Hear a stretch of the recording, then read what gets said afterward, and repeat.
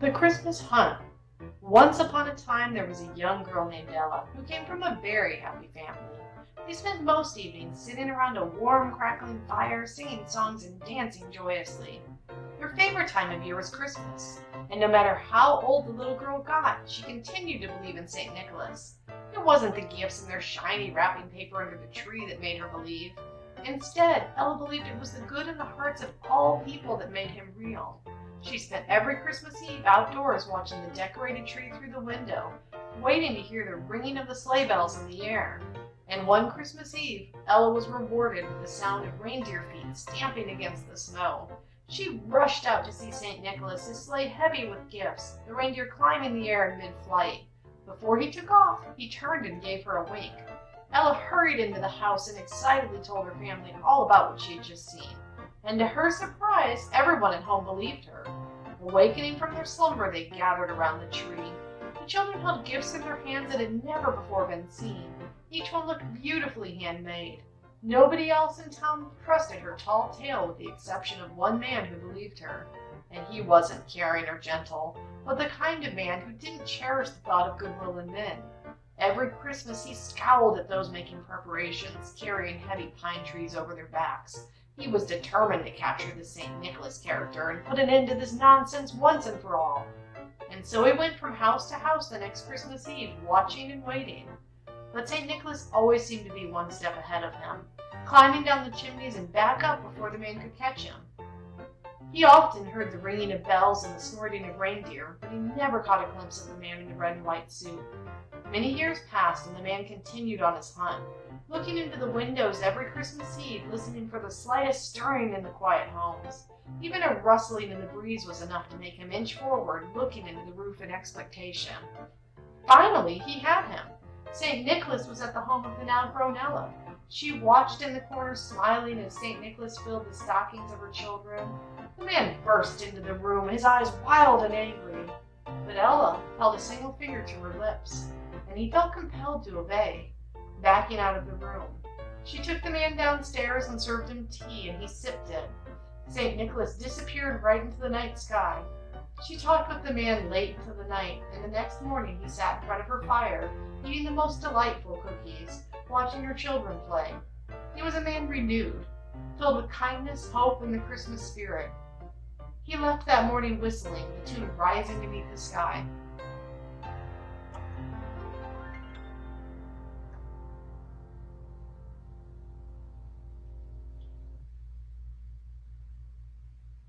The Christmas Kitten. Emily grew up in a very stern town. At least it seemed that way to her. There was the butcher that pretended to smile, but refused to sell her his prime cuts, even when she had gathered enough coins. The fragrant smoke curled into the air. The baker was never without his pipe, although many of his customers complained that their hearty loaves of bread tasted like tobacco.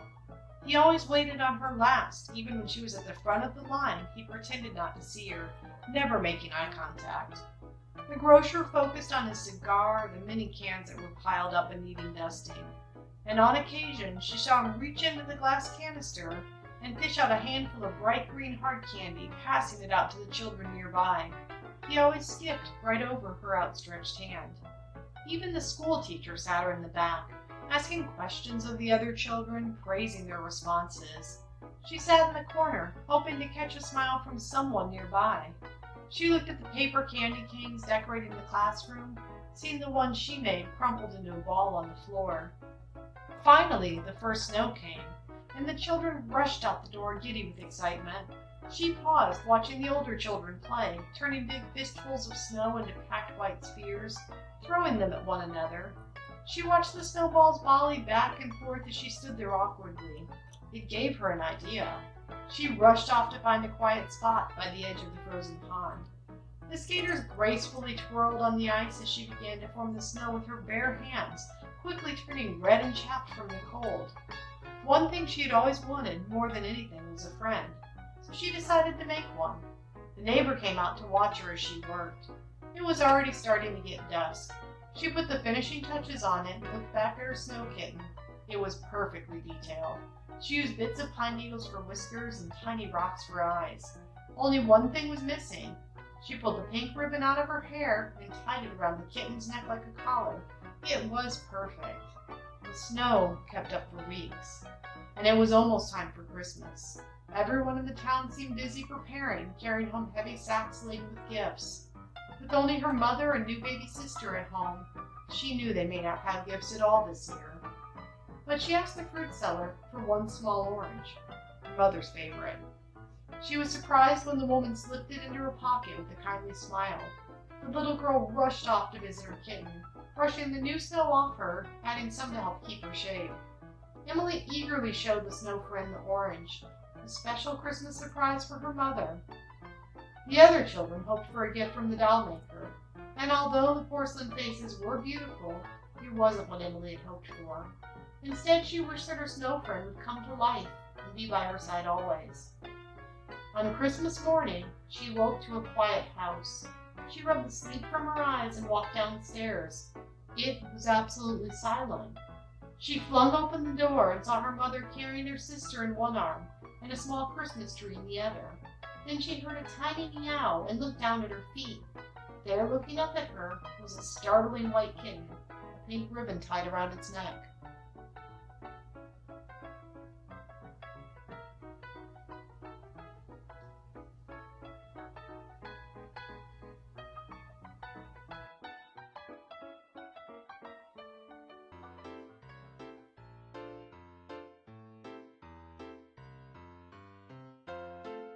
Circus at Christmas. The members of the circus were wearied as Christmas loomed. Every year they would pack up their meager belongings and each go their separate ways. The animals restless in cold tents, the performers lost without a stage, the clanging metal of a single tambourine in the air. The ringmaster dreaded it every year. He scratched his head and thought, "That's it, a Christmas circus." A Christmas circus, he said once again, even more excited. To help promote it, they had a marching band perform right down the center of Main Street. Only a few curious onlookers came out to watch. They wore their finest clothes and hoped for the very best. But being that it was only a few days before Christmas, most town folks stayed behind their closed doors, the chimneys puffing smoke and the smell of sugar cookies filling the air. The performers dejectedly marched down the street. "But don't worry, I have an idea," the ringmaster said excitedly. He knew the town needed something really fantastic to stir them up, something they could have never possibly seen before. He sat under the red and white tent and opened a small bag that he purchased years ago from a street vendor. Out of the bag he fed each animal bits of golden grain, until they grew and grew and grew.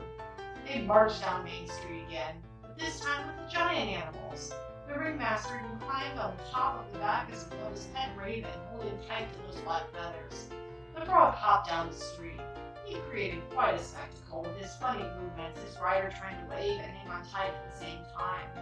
But still, nobody in the town opened their doors. The rooster at the rear was the grand finale of the entire parade.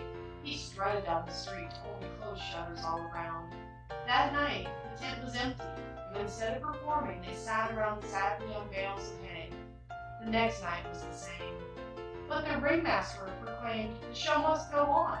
After all, it was Christmas night, and it was his idea to press on through the holidays. He couldn't stand to see everyone so gloomy. With some urging, the second clown tumbled onto the stage. He expected only hushed silence. To his surprise, he heard giggles, lots of them. He jumped through the hoop as the horse galloped on stage. The horse quickly leaned in and took the handkerchief out of the clown's pocket. Walking away as the clown searched his pants frantically for it. The laughter grew. All of the performers looked out to see the seating full, with giddy children looking back at them. Nobody knows how.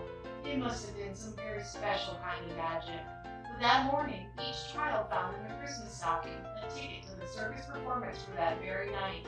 As the moon began to glow, shouts of laughter and joy filled the air.